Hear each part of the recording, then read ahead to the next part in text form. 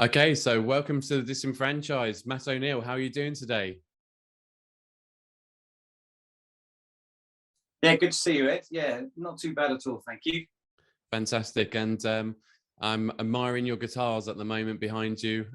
You've got a much better collection than myself, but you've been playing for a bit longer, so I'm going to forgive myself. These are my babies, Ed. I call them my babies. It's only half my collection, actually. I've got quite a few acoustics as well, because I do a lot of acoustic gigs too. So, oh, wow. Yeah. So have they all got names? Well, kind of. Yeah, I mean, the Telecaster behind me are called Rosie because it's made out of rosewood. I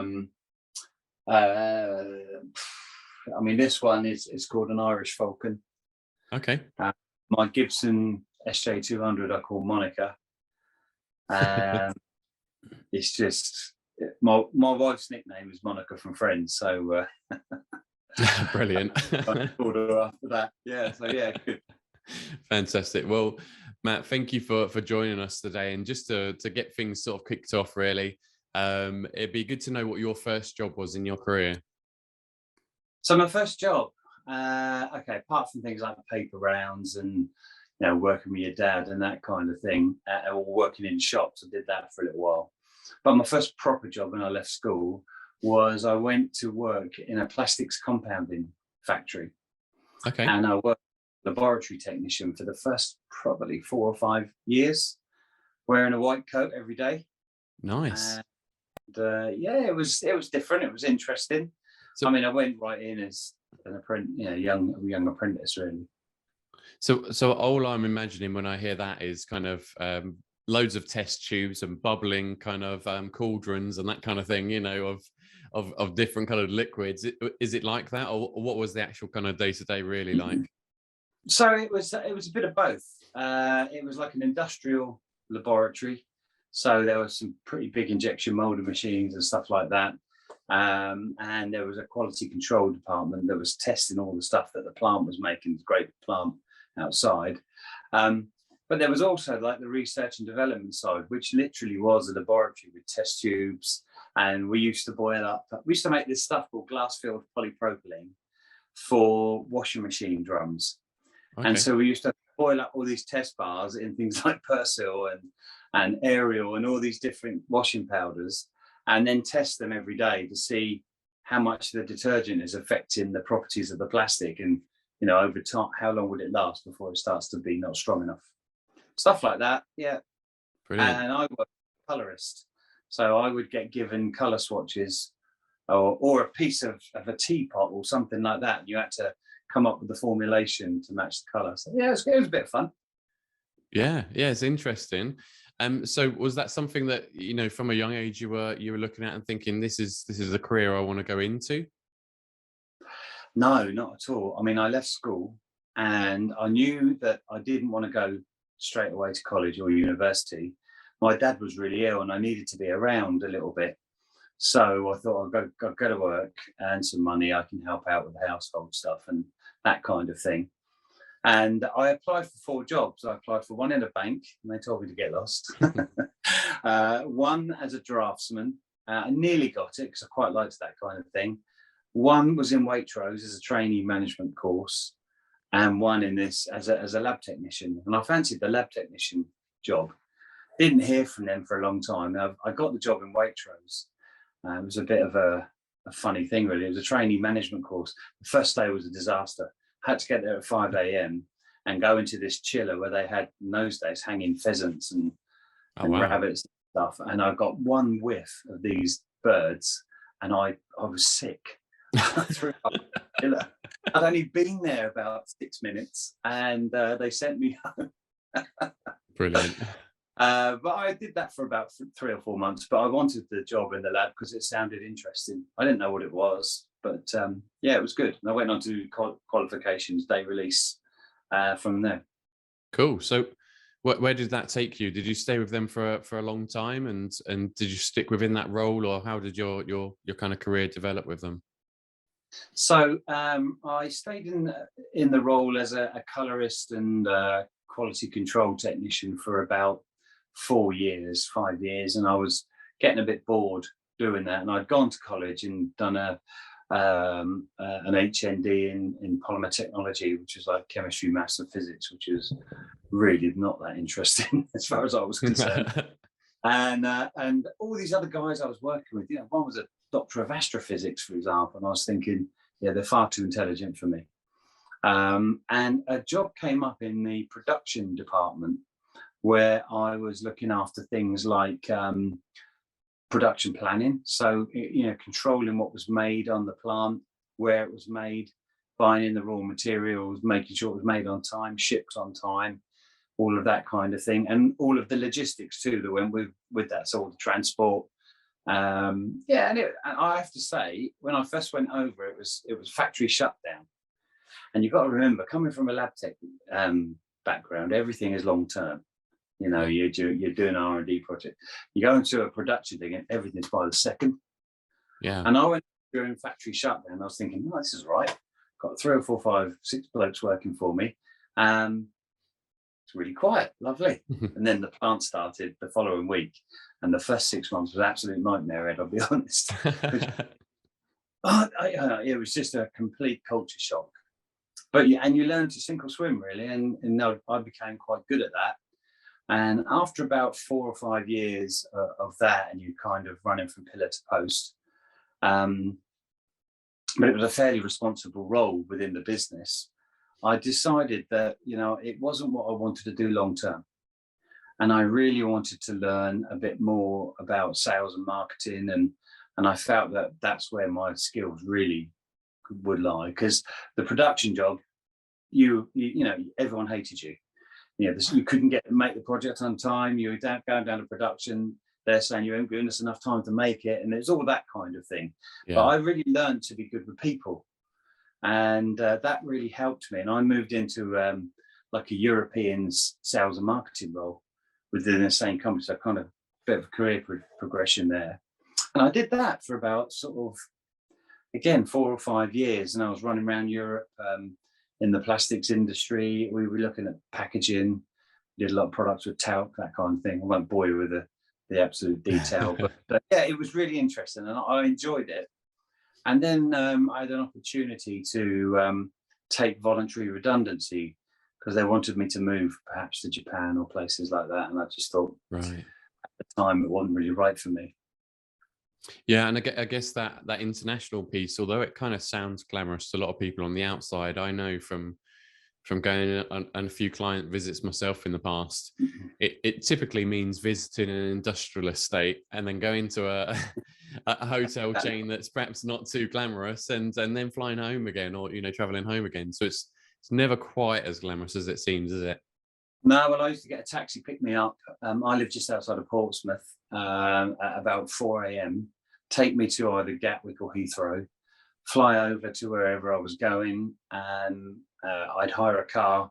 I'd drive down to, like you say, an industrial estate, see a client, drive back to the airport, and then maybe go from Holland to Denmark to Sweden, down to Italy, and literally whizzing around like that, and then coming back home again. And whilst it was quite glamorous, because it was kind of 2 weeks in the office, 2 weeks out, it was just enough not to get too bored of either role. There comes a time, and this was pre-euro as well, so you're trying to do all the calculations in different currency. Yeah. And I remember waking up one morning in this hotel room, and I thought, I have no idea where I am. When you get that kind of feeling. I get my diary and go, I'm in Sweden today. And in my briefcase, I had loads of these little bank bags of all these different currencies, because I, to be able to sort of get around and stuff. And I just thought, nah, I've had enough now. Time to do something. That's fair enough. So after that redundancy, then I kind of know what the next step was for you. But could you, for the listeners, could you share, what did you do next after that redundancy? So before I kind of agreed the terms and that, a friend of mine had just started a franchise called Snack in the Box, and it was really in its early stages. And I'd actually went there for about 3 weeks a year before, just to see what it was like. And I have to say, I just thought, no, it's not for me. I don't know anything about franchising. It's not really, I was an expert in what I did in plastics, and I didn't have a clue about this next role. Yeah. But then they approached me again and said, look, we really need someone to do franchise sales and be a sales director. Would you consider it? And I just thought, why not? So I went across, and within a year, we'd had a management buyout, because there was only a few of us running it anyway. The guy that was the money behind it wasn't working in the business. And so myself and two other colleagues, we went to the bank, raised some cash, and we bought him out. And we really grew the business. We had Cadbury's corporate image. We had 125 franchisees of our own. That was in the heady days of franchise sales, Ed. I think the most sold in a year was 38. And you just think, wow, compared to, you're interviewing twice a day. That was all good fun. It was good fun. And I'd never been a business owner before. I've never run my own business. So what I found myself, first of all, being really responsible, turning the lights off, making sure no one's going to trip over things, thinking they're going to sue me if they do that. But it was good. And we grew the business, and we had 2 franchises in the end. We had a snack box delivery and a vending business. Okay. And we moved to some bigger premises, and that was good. And we then started piloting a couple of other franchises. So one was to do with Ginsters, with pasties and pies and sandwiches and things like that. And another one was something completely different called Meditech Clinics, which was a fat reduction style franchise. So we were feeding them up one minute and trying to bust back the next. Ideal model, isn't it? But it would have been. But the real successful one was Snack in the Box, and we sold that. Was about 2009. I stayed on for a year to run it, and with a colleague. My other 2 partners were quite a bit older than me. They kind of retired, and I was then invited to expense reduction analyst in Southampton with Robert Allison. Okay, well, before we dive into the next part in your career, it'd be interesting to know how many people were with Snack in the Box from day one when you joined. Was it a large franchise at this point, or was it just a kind of startup business? What did it look like? It was a startup business. I think at that point there was less than 20 franchisees. In the head office, there was a guy called Bill Owen, who was the MD, and myself on the sales director side. And we had an ex-franchisee called Mike Funston. Him and his wife were running the operations, and we had an accountant, and then people on the road when we were launching businesses. So what made you go to the bank to get that funding then to buy out your colleague?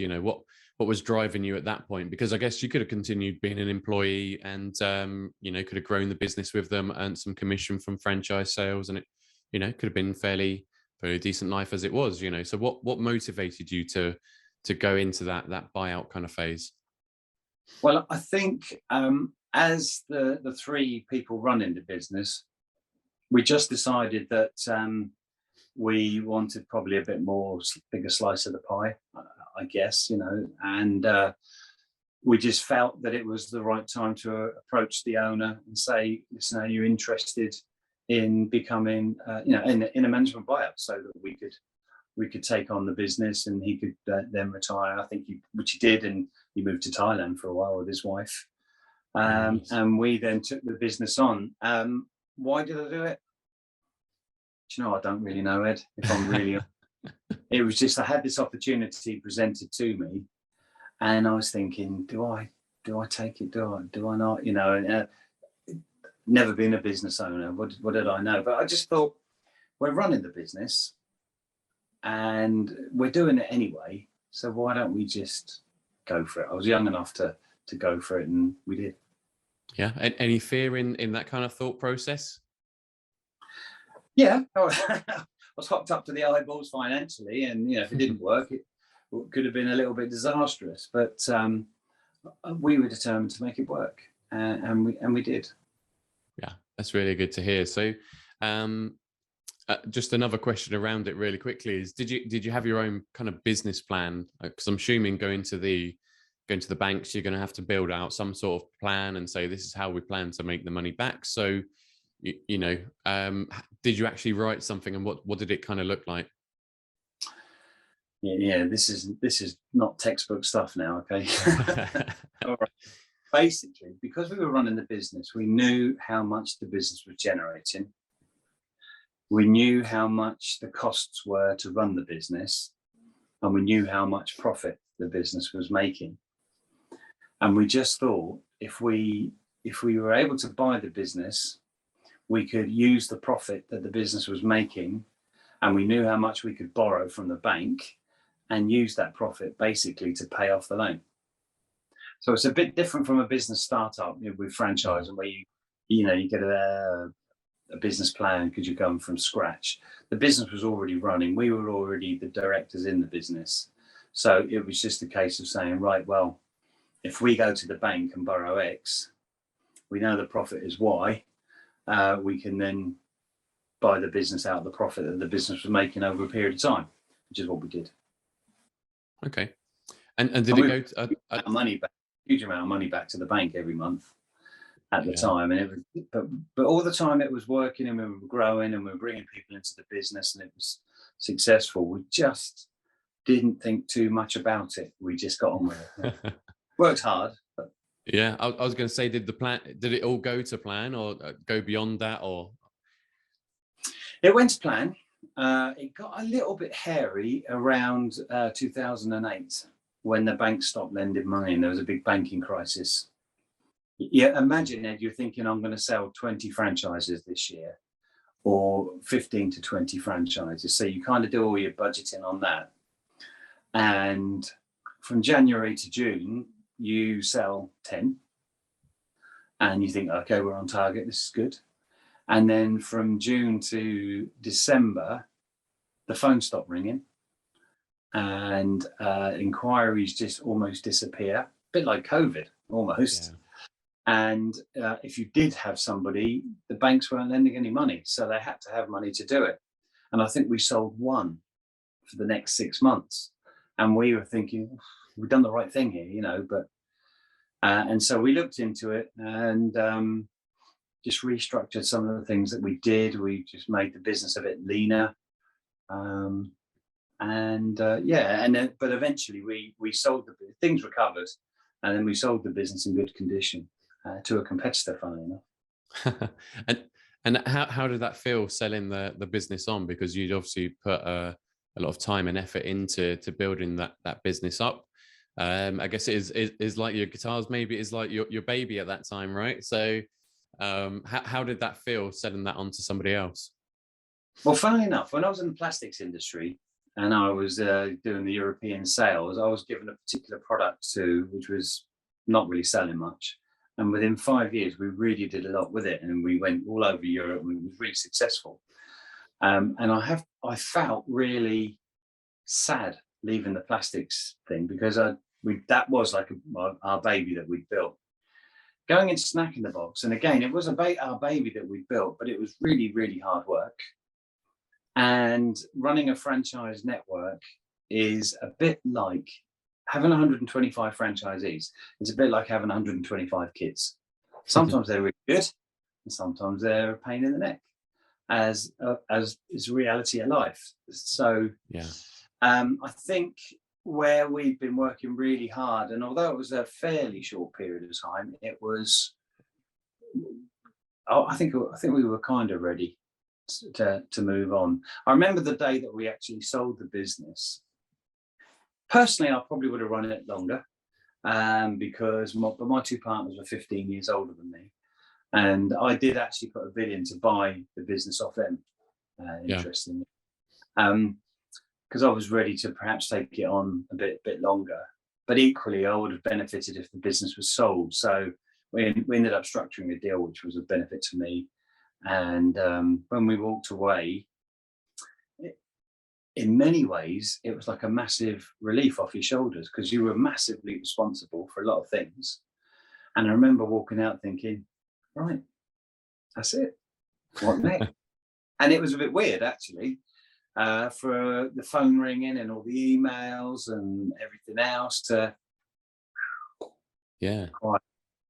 It was actually quite nice to start with. I'll be honest. So then you threw yourself back into the franchising world and in with expense reduction analysts. And yeah, tell us a little bit about your time there. So just before I go to ERA, how I got to ERA is that I was now working in the business that I didn't own anymore, first of all. So for a period of a year, I was working with the new owners of Snack in the Box. Okay.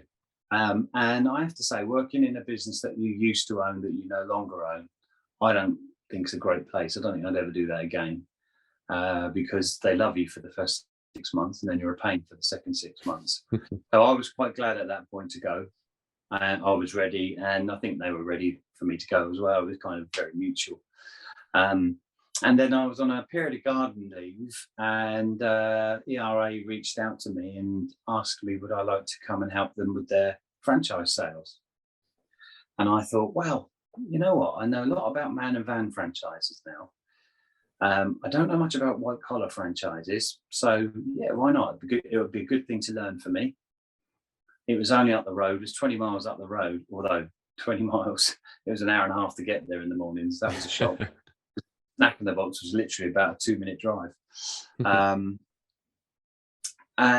Yeah, so I went there. I was expecting to be there for about 3 months, 6 months, and ended up staying there 9 years, and recruiting all that network in that time. Yeah. And I know at the same time, as part of that role, you're starting to kind of educate people on franchising in general by this point, weren't you, with the NatWest and Lloyds seminars that you were attending? So yeah, could you share a little bit more about what you were doing with that? Yeah, definitely. So there was a thing called the Franchise Alliance, which was pre-me, that ERA were involved in at the time. And that then kind of went away and died a death. And then it re-raised its head with Lloyds Bank as the franchise seminars. And so Rob Allison said to me, would you like to head that up and do that? Because they used to do it ERA years ago before me. So I did. And we spent 2 or 3 years with Lloyds. And then when Lloyds changed, we then moved to NatWest Bank. And we were basically using their corporate image, and then we would get franchisors to join us, and they would pay a pot of money, and so would the bank, and so would we. And then we would use that money. We would get an advertising company to do all the marketing for it, to try and drive people to come, bums on seats, effectively, for the seminars. And then the franchisors that contributed it will get like a 4-minute pitch about what they do. And it was not a salesy thing at all. It was purely educational, to educate people that have no idea about franchising, how it works, why it works, and that kind of thing. And so I kind of orchestrated that for about 8.5 years. And that meant every other Tuesday night we were in one part of the country again. So we did a lot in London, because London was very popular. But then we could be in Edinburgh, we could be in Glasgow, we could be Newcastle, Birmingham, down the West Country. So yeah, Manchester was a big one too. So there's a fair bit of running around actually doing that. But I really enjoyed the fact that you could get people that came along and have no idea about franchising. And by the time that they left, they had a very good idea of what was needed and what was involved.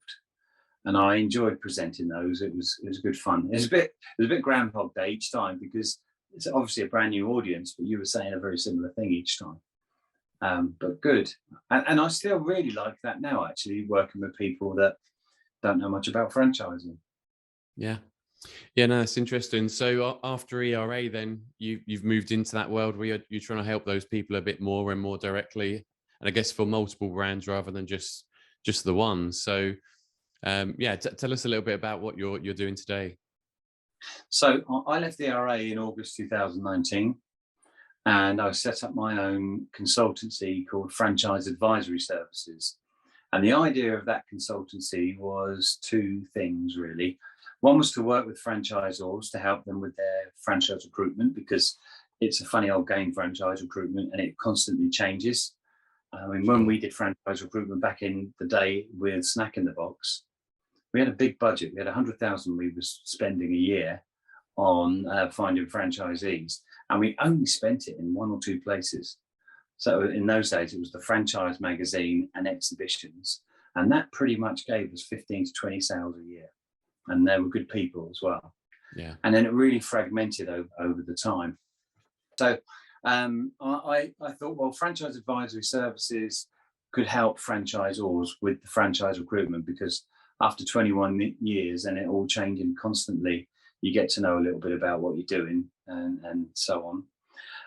And it was also designed for helping people that were new to franchising. So I set up a website called franchise-seminars.info, which is basically the seminars I was doing with the bank, and presenting all that information for people. Again, educational, so that they can go on and watch videos pretty much of what I was saying with NatWest and so on, educating people about franchising, really, because franchising is a brilliant industry to be in, but not many people outside of franchising are that aware of it, really.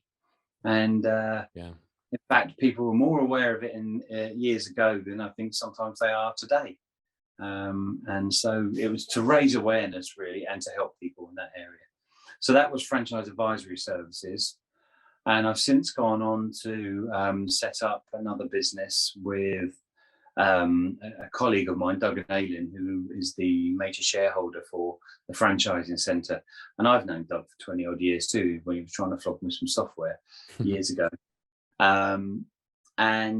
He is really knowledgeable about franchise recruitment, and the two of us thought, well, we should team up. So we've set up Franchise Matchmaking Services, and what that does is a couple of things. It's mentoring people that know nothing about franchising. So we got all of the traditional sources where we can find individuals. Plus we've got access to a few other things too, which is outplacement companies where we can access a pool of people. Not everyone who loses their job from, say, somewhere like Santander or wherever, who wants to go into franchising, but a small percentage might want to run their own business. And so it's taking those people and mentoring through the process of, what is a franchise? How does it work? What is a franchise legal agreement? What is the business plan? How do I do it? How much money will I make? How much money do I need to be able to do it?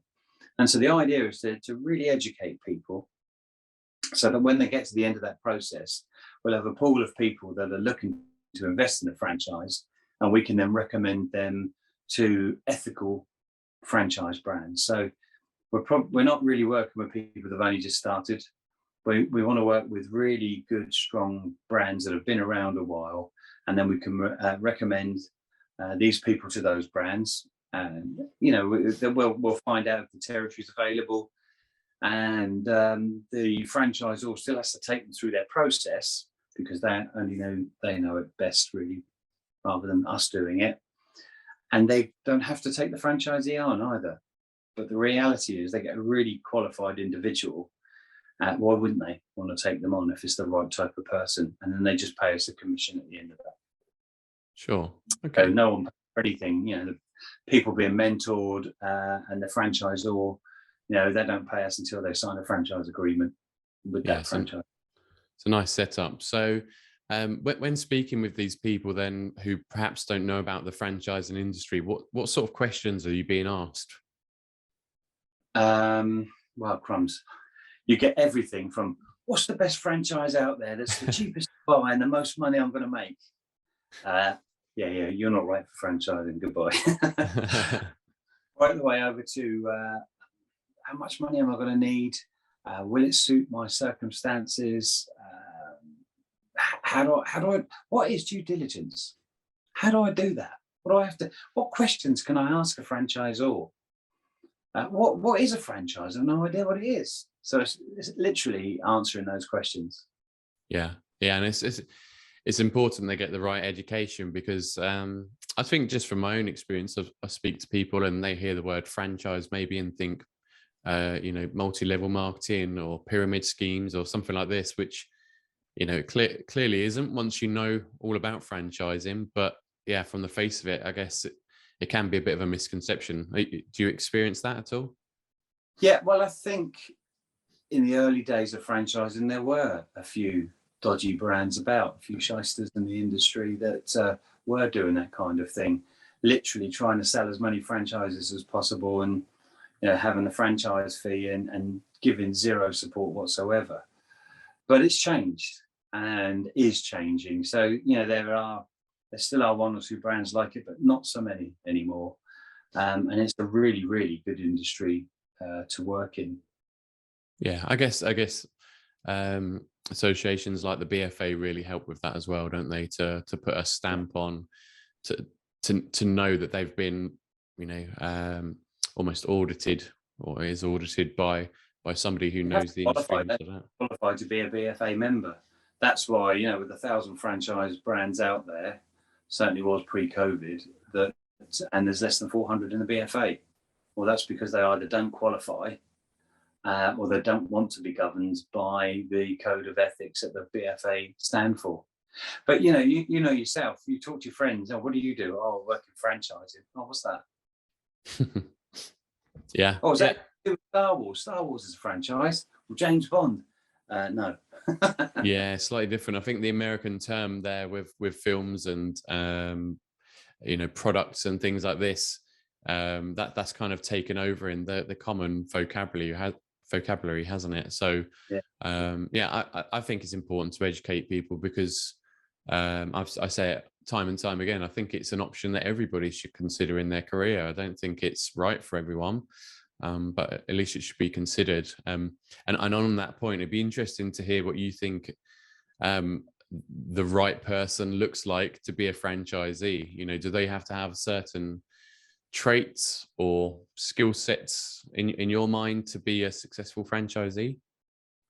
Well, for me, they need to have motivation, because you may have worked with people and one person works really hard and the next person is sitting next door to them and does as little as possible. So they've got to have drive and motivation. That's something you can't give to someone. They've either got it or they haven't.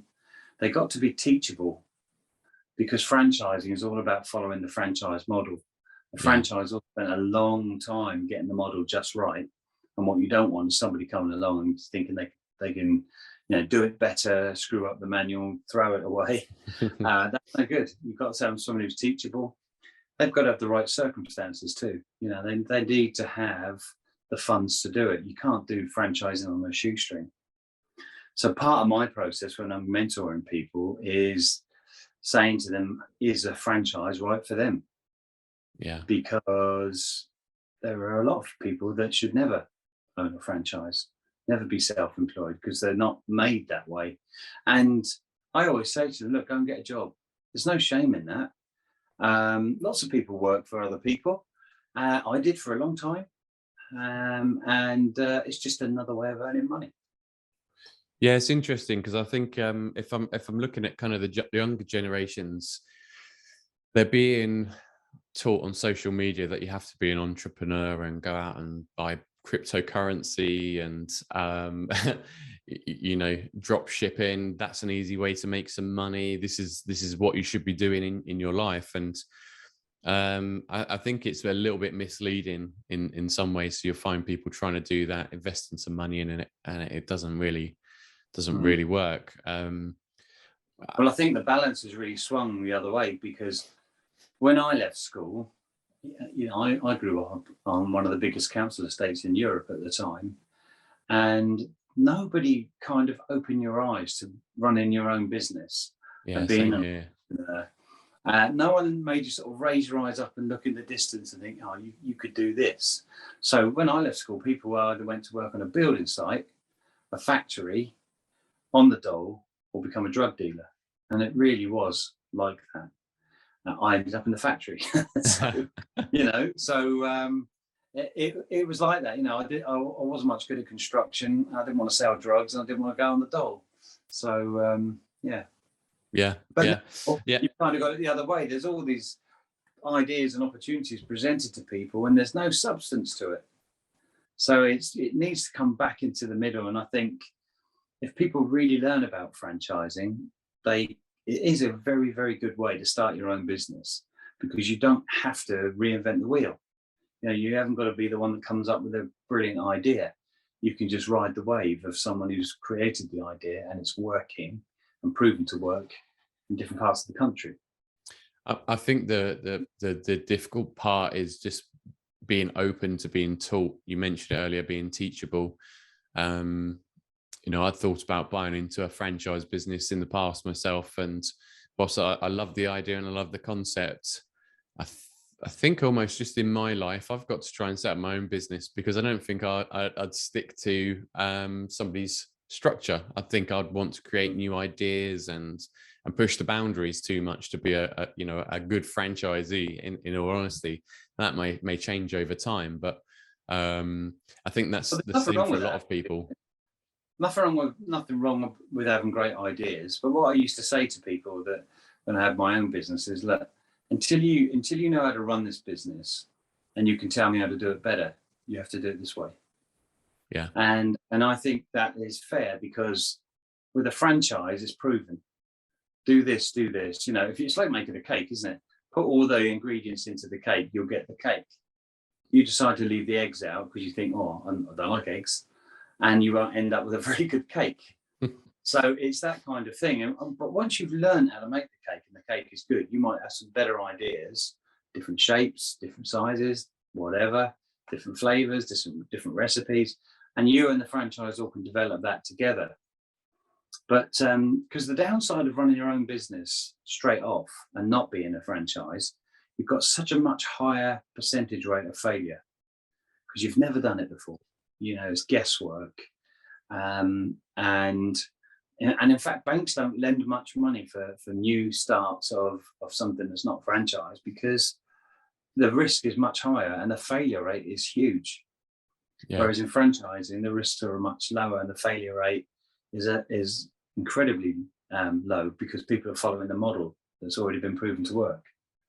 Yeah, it makes a lot of sense. And I tend to think of it as not a shortcut to success, but more as a way to outsource that setup phase, because I think you're gonna come up against challenges and issues, things that you need to learn about that are going to take time. And instead of spending time, which is one of the most valuable things is the most valuable thing in the world as far as I'm concerned, if you've got a way to fund it through banks or through family or through savings, exchanging that money for your time is probably quite valuable and can help you to get that business up and running a lot quicker and on the path to wherever you want to be. And I'm not necessarily meaning earning more money. It could just be more flexibility in your life, or that getting on with that new challenge, making a bigger impact. Depends on what kind of sector you're going into. And it's really important that you evaluate these things properly, because what you don't want to do is leave a well-paid job thinking that you're going to go into a business and make a load of cash and actually make a lot less. Or hate doing what you're doing. That's the other thing. And you've invested in it, but you really don't like it. So you've got to do that due diligence properly to start with. Excellent. So one final question on this before I kind of go into some of my more stock questions. But where do you think people go wrong in their research for when they're looking at different franchise brands? Is there any kind of common mistakes they make? Well, the first one I mentioned, the mindset of what's the cheapest brand I can buy that's going to make me the most money. That's a crazy idea. Or thinking that you can just rip up the rule book and do it your own way. That's never going to work in a million years. But the biggest mistake that people make is they don't know anything about franchising. They see something, they think it's a good idea. I found the business for us, really are excited about it. And then they then actually find out that it's far too much money. They can't afford it. You can't tell one of the kids to be able to do that kind of thing. So you've got to really make sure that it works for you. And sometimes it doesn't. The numbers don't add up at this moment in time. And you have to be realistic about that. So my advice is really kind of do due diligence properly, because you, before you spend that hard-earned cash, or even cash you've borrowed, you've got to pay back, you've got to work hard to pay it back. Make sure it is the business that you think it is. Yeah. That's really important. Yeah, great stuff. Thank you. So, right, let's get on with these kind of stock questions that I ask everybody. I know you've been thinking about this first one quite a bit, so I'm interested to see what funny, strange, or weird story you've come up with, Matt. Funny, strange, weird stories. Okay, I'll go back to my snack in the box days, really. Snack in the box was a really simple concept that you could train people to do. And you're literally taking a bar of chocolate into a workplace and saying, do you want to buy it? You know, it is that simple. And we used to say to people, as long as you've got 2 arms, 2 legs, 1 head, we can train you how to do it. And then we had a guy come down for an interview, he only had 1 arm. And he said, can you train me? And we said, yep, we can definitely train you. And he went on to run a really good business for a long time, but it just made us, made us chuckle about the whole thing.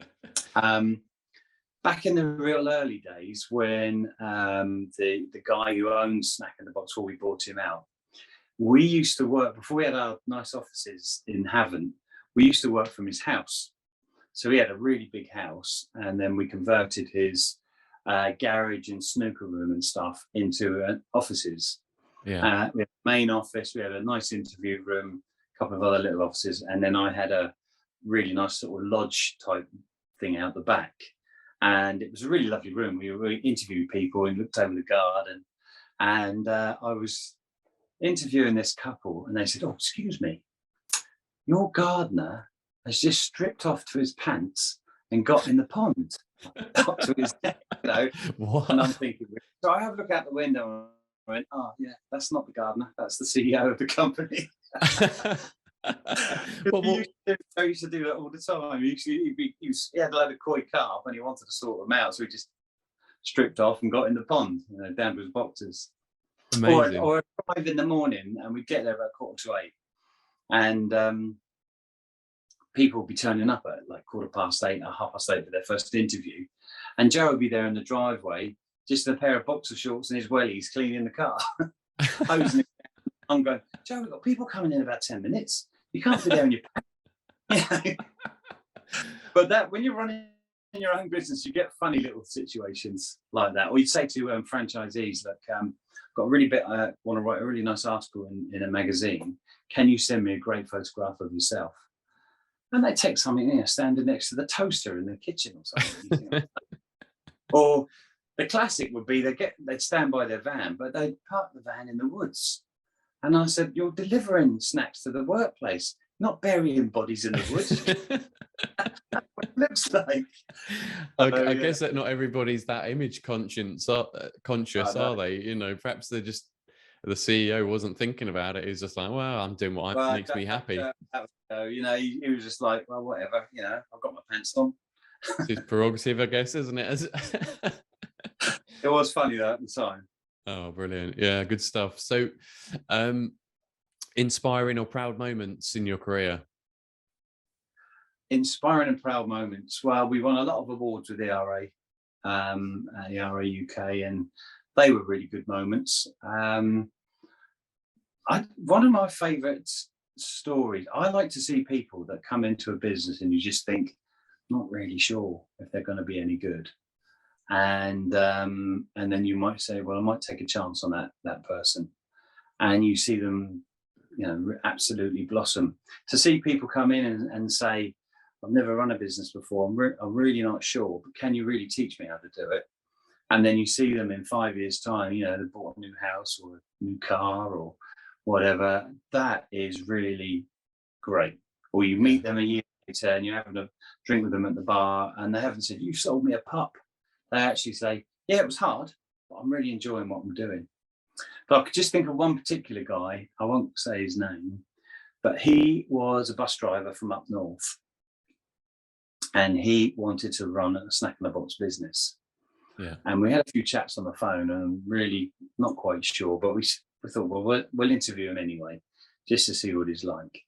And he came down the night before, parked in our car park and slept in his car. ready for the interview the next morning. And we spoke to him, and it really was a bit touch and go as to whether we would award him a franchise. But he really wanted it, and we needed somebody in that particular area. So we took a chance on him, and he turned out to be not one of the best franchisees. He was a steady Eddie type. Yeah. But he was earning far more than he ever did running the bus. And he went on and he ran that business for years and years and years. And that to me is a success story, not the person who's got a Rolls Royce or, bought a big house, but to see somebody from a humble background, really didn't know what they were doing, and that we were able to take that individual and train them, and they could run a business, and they were really happy with what they were doing. And he was earning more than what he was driving around in buses. It's a lovely story. Inspiring stories. Yeah, it's a lovely story, and it's quite inspiring, really, for that. There's an opportunity out there for anybody to run their own business if they really want to, and there's the support out there. Maybe comes with a bit of a fee, but there's going to be something for someone, right? And that's really definitely nice that you've demonstrated it so clearly there. Yeah, just don't ask him to take a photograph of himself, because he was standing next to a toaster in his kitchen. Fantastic.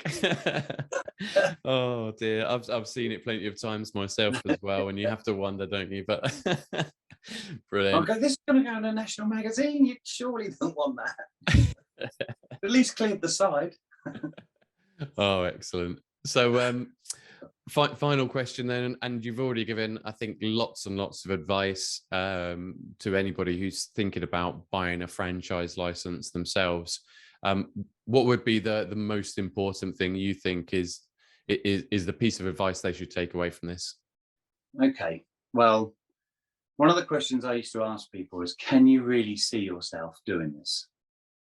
And then I'd probably ask their wife or their partner, say, can you see them doing this? Because they might go, yeah, and I can definitely see myself running around in a van delivering chocolate.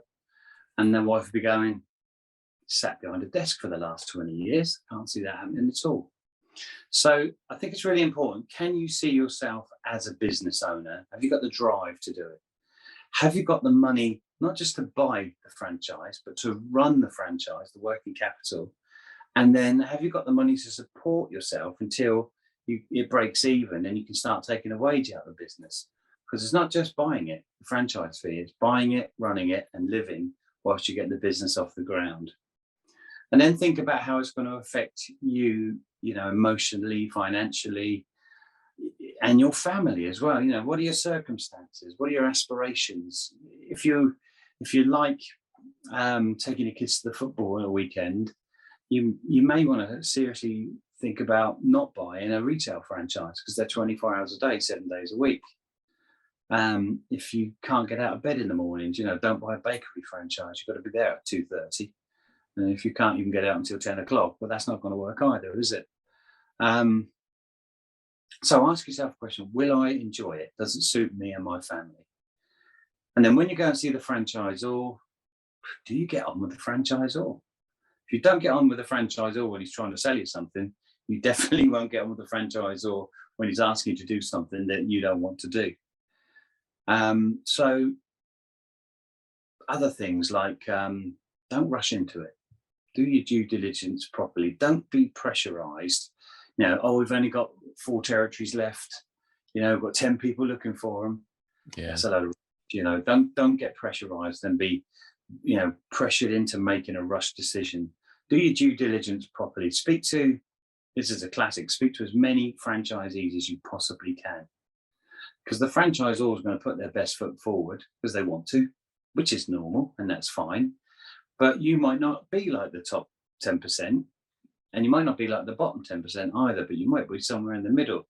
So it's nice to get a really grounded overall view of what the business is really like, so that you're not disappointed. You're not being sold something that's maybe too high to attain when you think you're going to earn 200 grand a year and you're only going to earn 50 grand a year. It's all of those kind of things. And then, like you said, Ed, about tearing up the manual and doing your own stuff. Can I follow a model? Do I want to do my own thing, or can I do what the franchisor says? And shameless self-promotion, just for 1 second. Watch the franchise seminars, franchise-seminars.info. It's free. 14 educational videos. What we used to talk to when people used to come to the bank seminars. I think that's fair, and that will give you a good idea if you haven't got a clue at all. Awesome. Well, I was actually going to ask you if you didn't mind me sharing that link, because it's free to access, right? And it'll give people a really good grounding or a really good understanding of what franchising is all about, and some good advice in there. So Matt, thank you so much for your time today. It's been a real pleasure to speak with you once again, and thank you for sharing your story with us, and for all the advice. I'm sure there's tons in here for people to take away. So thank you very much. You're welcome, Ed, and keep your trousers on when you go get near a pond. Cleaning your car and your wellies and your boxers. Will do. Enjoy the day. Thanks very much, Matt. Take care.